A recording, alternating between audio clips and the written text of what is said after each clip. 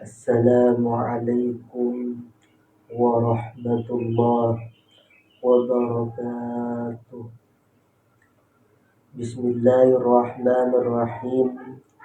Alhamdulillah. Alhamdulillahillazi khalaqalakum min anfusikum azwajan litaskunu ilaiha wa ja'ala bainakum mawaddatan wa rahmah. Inna fi dzalika laayatin liqaumin yatafakkarun. وقال النبي صلى الله عليه وسلم النكاح سنتي فمن رغب عن سنتي فليس مني. صدق الله العلي العظيم وصدق رسوله النبي الحبيب الكريم ونحن على ذلك من الشاهدين والشاكرين walhamdulillahi rabbil alamin. Amma ba'du. Para pemirsa dan teman-temanku seperjuangan di bangku kuliah, semoga Allah Subhanahu wa ta'ala selalu memberikan rahmat dan maghfirahnya dari Allah Subhanahu wa ta'ala. Wabil khusus yang sama-sama kita hormati dosen pengampu kita mata kuliah Hukum Islam Indonesia Al-Mukarram wal Muhtaram, Bapak Dr. Entol Zainal Muttaqin MH.MA. Mata anallahu min tumli hayatih wa bisyihatih wa bi'alumati fil dharain. Amin amin ya mujibas sa'idin. Pertama dan yang utama, marilah kita panjatkan puji dan syukur kehadirat Allah Subhanahu wa ta'ala yang telah memberikan kita banyak nikmat, terutamanya nikmat iman, nikmat Islam, dan nikmat sehat walafiat, sehingga kita bisa memenuhi, menjalankan, dan membuat suatu kewajiban kita, yaitu menuntaskan kewajiban kita membuat presentasi video yang diwajibkan oleh dosen pengampu kita Bapak Dr. Haji Entol Zainal Muttaqin MH.MA.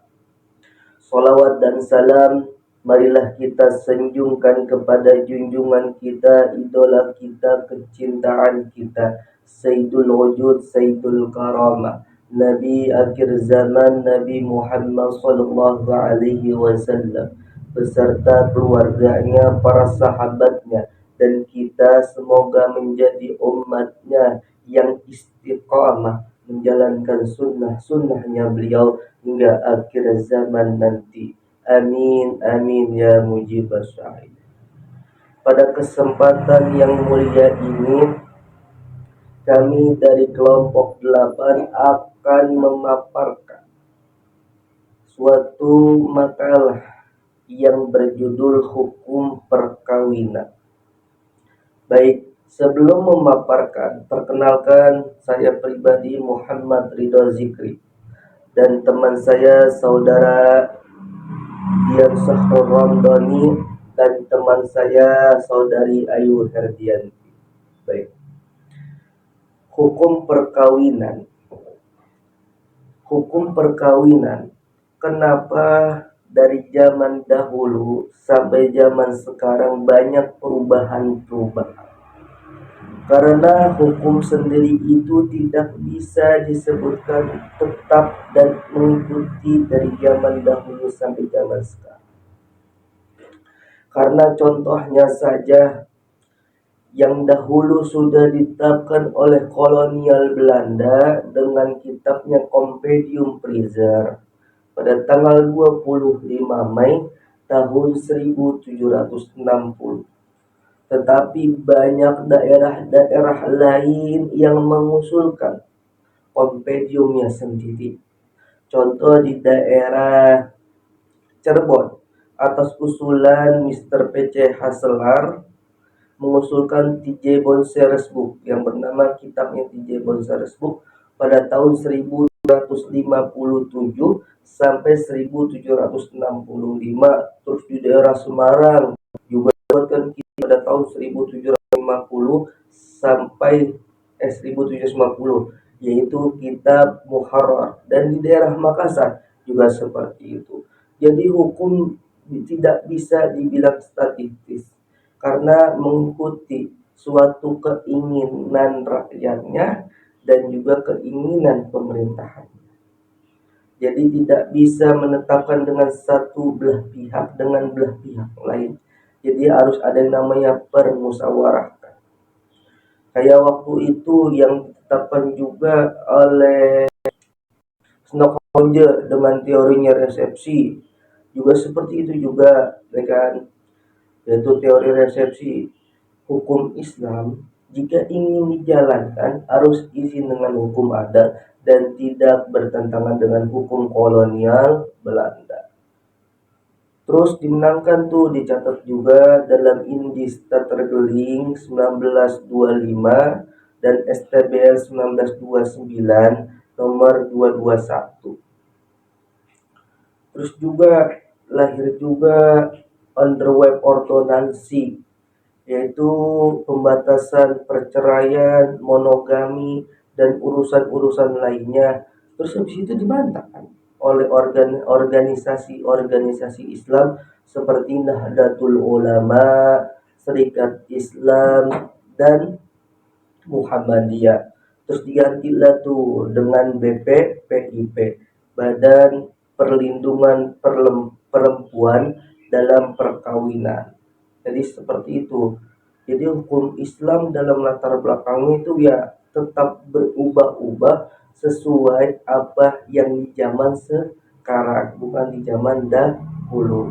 Baik, jadi seperti itu saja yang kami sampaikan, yang akan dilanjutkan oleh saudara Dian Sahro Ramdhani dan saudari Ayu Herdianti. Assalamualaikum warahmatullahi wabarakatuh. Perkenalkan, nama saya Dian Sahro Ramdhani dengan NIM 2311110148. Sebelumnya, saya ucapkan terima kasih kepada moderator yang telah memberikan kesempatan saya untuk berbicara di video kali ini. Yang dimana di video kali ini saya akan membahas terkait sejarah hukum perkawinan di masa kolonial Belanda sampai era kemerdekaan atau di masa Orde Baru. Seperti yang sudah kita ketahui bahwasannya hukum perkawinan di Indonesia itu muncul sejak Belanda masuk ke Nusantara atau ke Indonesia ini. Belanda masuk ke Indonesia melalui VOC atau disebut dengan Perusahaan Dagang Hindia Belanda, yang pada masa itu mereka mulai mengatur banyak hal di Nusantara, termasuk hukum perkawinan di Nusantara. Di masa itu hukum perkawinan diatur dalam Conventium Fraser, yaitu buku atau kitab undang-undang hukum yang mengatur tentang perkawinan dan waris menurut hukum Islam. Nah, kitab undang-undang ini berlaku sejak 25 Mei 1760-an, yang dimana kitab undang-undang ini berlaku di berbagai daerah, tidak hanya di satu daerah, tetapi di berbagai daerah seperti di Cirebon, Makassar, dan Semarang, sesuai dengan ketetapan VOC pada masa itu. Nah, Conventium Fraser ini diperketat oleh surat VOC pada 1808 yang isinya agar para penghulu Islam harus dibiarkan mengurus sendiri perkara-perkara terkait perkawinan, waris, dan perwakapan. Nah, kemudian pada tahun 1823 dengan resolusi Gubernur Jenderal tanggal 3 Juni 1823 nomor 12 diresmikanlah pengadilan agama di kota Palembang, yang dimana pengadilan agama di kota Palembang ini diketuai oleh penghulu dan banding dapat dimintakan kepada sultan. Nah, kemudian wewenang dari pengadilan agama di Palembang ini meliputi perkawinan, perceraian, pembagian harta, termasuk pengurusan anak apabila ditinggalkan oleh orang tuanya yang bercerai. Nah, tidak hanya itu, kewenangan peradilan agama di Palembang ini secara tegas di dalam Stadblad di 1835 nomor 58 yang isinya, jika di antara orang Jawa dan orang Madura itu terjadi perselisihan terkait perkawinan, pembagian harta dan lain sebagainya yang harus diputuskan oleh hukum Islam, maka yang harus menjatuhkan putusan itu adalah pengadilan, adalah ahli hukum agama Islam. akan tetapi segala sesuatu yang berkaitan dengan persengketaan pembagian harta dan pembiayaan lainnya itu harus diputuskan di bawah ke pengadilan biasa. Nah, kemudian ketika POC ditarik oleh pemerintahan Belanda, intervensi terhadap hukum Islam itu pun mulai terasa, di mana seorang ahli hukum Lawes van den Berg menyatakan teori inconvexu, yang dimana teori ini menyatakan agar hukum Islam itu diterima secara penuh oleh pemeluk-pemeluknya di Indonesia pada saat itu.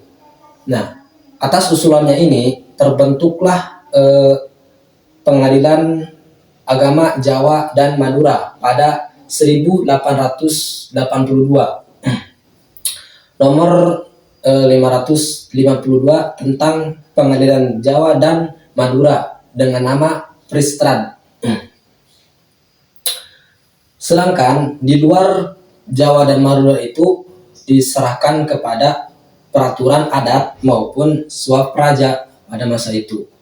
Nah, pada tanggal 1931 nomor 53 atau bisa disebut dengan pada tahun 1931 Stadblad nomor 53 tentang pokok-pokok ketentuan bagi pengadilan agama, yang dimana pengadilan agama Rad terus Peristrad diubah menjadi penghulu Gretset, yang dimana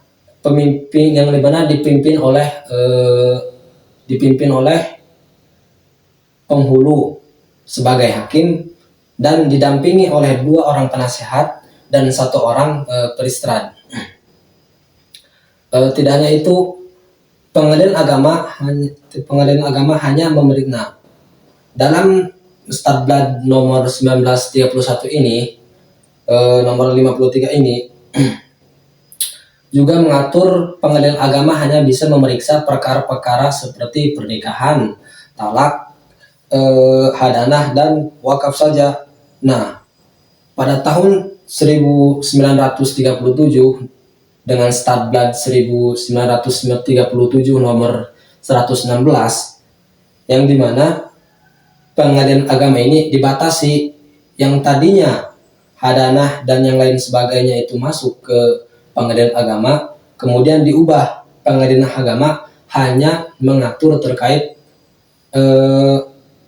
pernikahan, kemudian talak dan rujuk saja. Nah, pada tahun 1937 muncul juga rancangan ordonasi perkara perkawinan yang tercatat dalam sebuah buku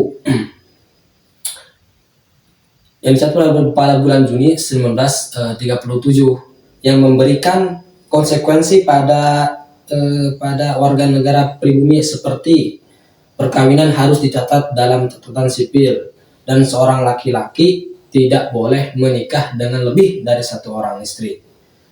Nah, kemudian setelah Indonesia merdeka pada tahun 1945, di masa Orde Baru pada tahun 1946 muncullah Undang-Undang Nomor 22 tahun 1946, yang dimana undang-undang ini tentang pencatatan nikah talak rujuk. Nah, undang-undang ini menggantikan dari Stadblad di masa penjajahan kolonial, yang dimana menggantikan Wetgelijk-Ordonnance 1931 nomor 467 dan Volksrechtliche Stadwetgelijk-Ordonnance nomor 1933 nomor 98. Kemudian Undang-Undang Nomor 22 tahun 1946 ini pemberlakuannya terbagi menjadi 3 tahapan. Tahap yang pertama yaitu pada 1 Februari 1947 untuk Jawa dan Madura saja. Kemudian pada tanggal 16 Juni 1947 untuk Pulau Sumatera. Nah, kemudian tahap ketiga yaitu pada tanggal 2 November 1954 diberlakukanlah di seluruh wilayah Indonesia berdasarkan Undang-Undang Nomor 32 tahun 1954. Kemudian undang-undang ini juga terdiri dari 7 pasal. Nah, setelah orde lama runtuh atau orde lama itu beralih ke orde baru, undang-undang perkawinan ini berubah menjadi Undang-Undang Nomor 1 tahun 1974, yang dimana tujuan dari perubahannya Undang-Undang Nomor 22 tahun 1947 ke Undang-Undang Nomor 1 tahun 74 ini yaitu untuk mencegah pernikahan anak, membatasi poligami, terus mencegah perceraian sepihak, mengatur hak dan kewajiban seorang suami.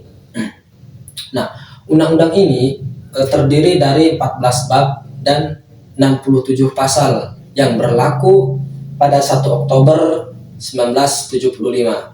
Mungkin hanya itu dari saya. Assalamualaikum warahmatullahi wabarakatuh.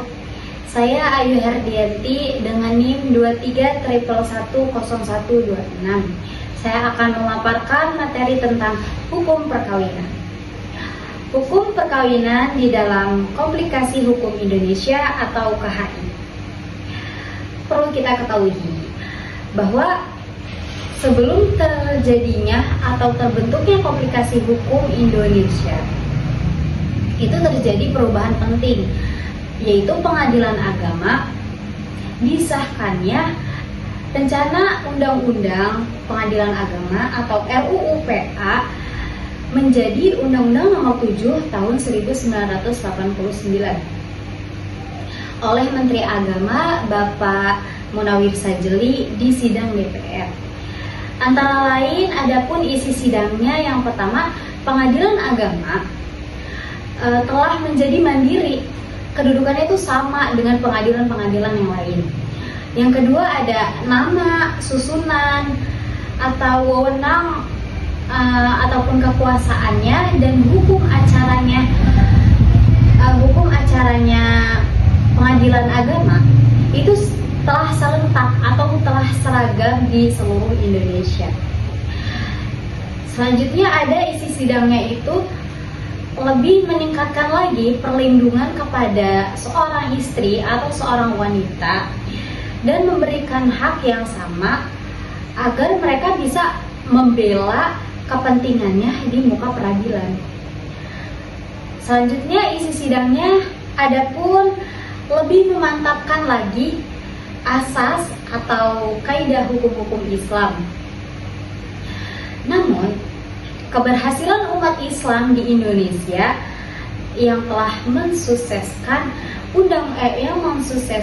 RUU PA menjadi Undang-Undang Nomor 7 Tahun 1989 tidaklah berarti persoalan terkait dengan implementasi itu selesai. Namun muncullah masalah-masalah krusial. Apa masalah krusialnya itu? Tidak adanya keseragaman para hakim untuk menetapkan keputusan hukum terkait persoalan-persoalan yang mereka hadapi. Jadi pada intinya para hakim ini memiliki perbedaan pendapat.